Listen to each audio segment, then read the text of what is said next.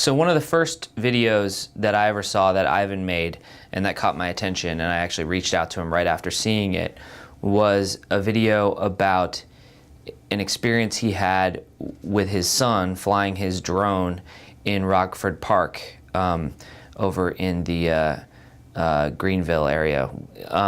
Is that where that's called? Or is that Highlands? That's the Highland area. The Highlands. So we're going to show you a little clip from that video, and then we're going to talk about what happened after that. So here's that. Earlier today, I decided to take my son, spend some time with my son, and we're just away from everybody. And then what happens is this guy comes over, walks over to me. You don't belong here. Go back to your neighborhood, go back to where you're from, and leave this place. And I had to tell my son, as a 40-year-old African-American man, your number one job is to come home. How crazy is it in a world that we live in that our number one agenda is just to make it home? Of being a black guy, a black woman, just make it home. It's a lot of people that did not make it home. And this could have been a night that Ivan Thomas couldn't have made it home. Tell me a little bit about what happened after that. Well, one thing, this was a very rough time for me, experiencing something like this on that level.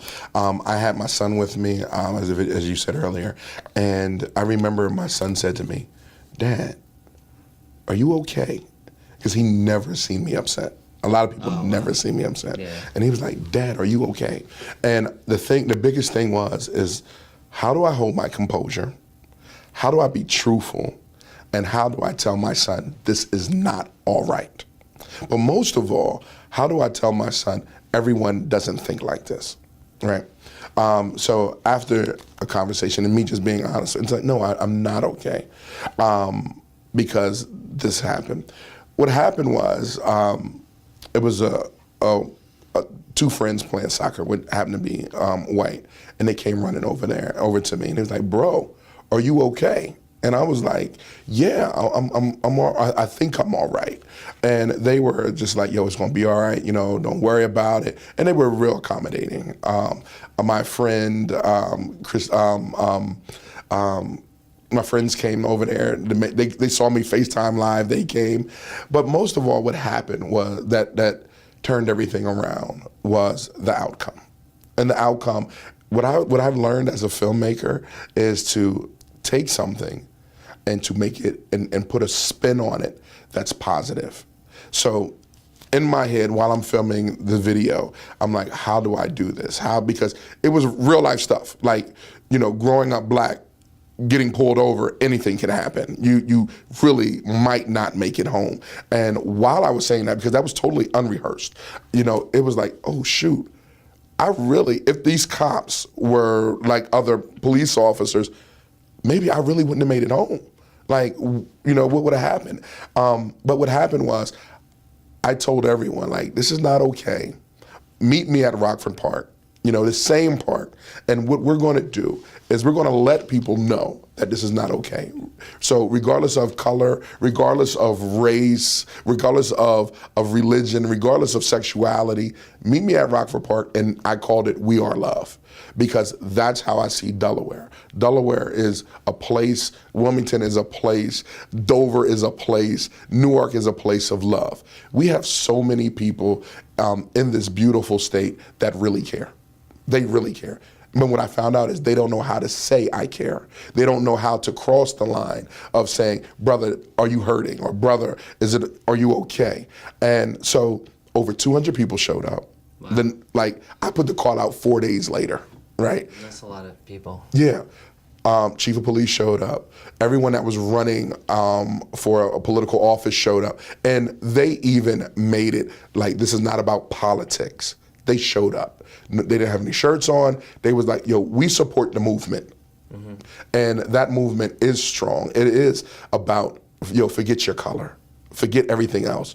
We're love. And that's why I'm so happy to do this with you, so people can see the diversity and say, yo, maybe I need to go try something different. Maybe I need to go hang out with someone that doesn't look like me. So tell me about the people who approached you and said that. What happened after the fact? Oh my gosh, look, so we're out there, right? Over 200 people, we're in a circle, we're in this big circle, then someone says, put the drone in the air. Fly the drone, take a picture with the drone. So we put the drone in the air and I leave it because at the end of the picture, everyone was just like, hey, you know, Ivan, hey, you know, love you, brother, love you, brother. And then next thing I know, the couple comes up to me and they were like, I'm sorry. And wow. We hugged, we just took pictures with each other. They just said, I'm sorry. Was like, there any I'm conversation? Sorry. It was like, I didn't mean for it to come out like that. I didn't mean for it to happen like that. And what that also showed me is sometimes, and I don't want to pinpoint them like animals. I'm not going to say that. I don't want to do that. What I want to say is sometimes people, we get so angry at a situation that we don't know how to tell people, hey, this is bothering me. And it might be against someone's culture, it might be against someone's, you know, background, but they don't know how to say it, and then someone takes it wrong.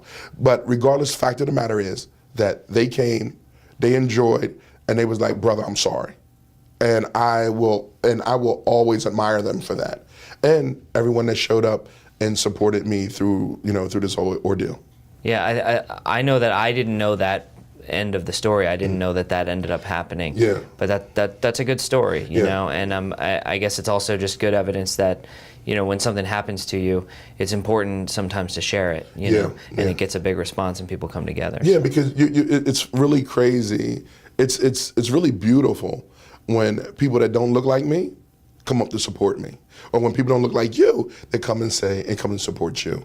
It shows that where we are, regardless of this political climate, where we are as humans, and you know, that's what I love about us. I also got to say that Rockford Park is a beautiful park. It's beautiful. It's a really nice place. Yeah. So, thanks for telling us that story, and you know, we'll keep finding more like that. I'm sure you've got about 100 good stories. I got thousands, man. I got thousands. So I mean, the reality is that we live together here. We're going to keep living together, and the important thing is that we got to learn to live together. Right. You know what I mean? Like if we're having trouble living together, we gotta fight through that. And like stuff like what you did is exactly the type of moves that people need to make. So, I totally agree. So thank you for that. No worries.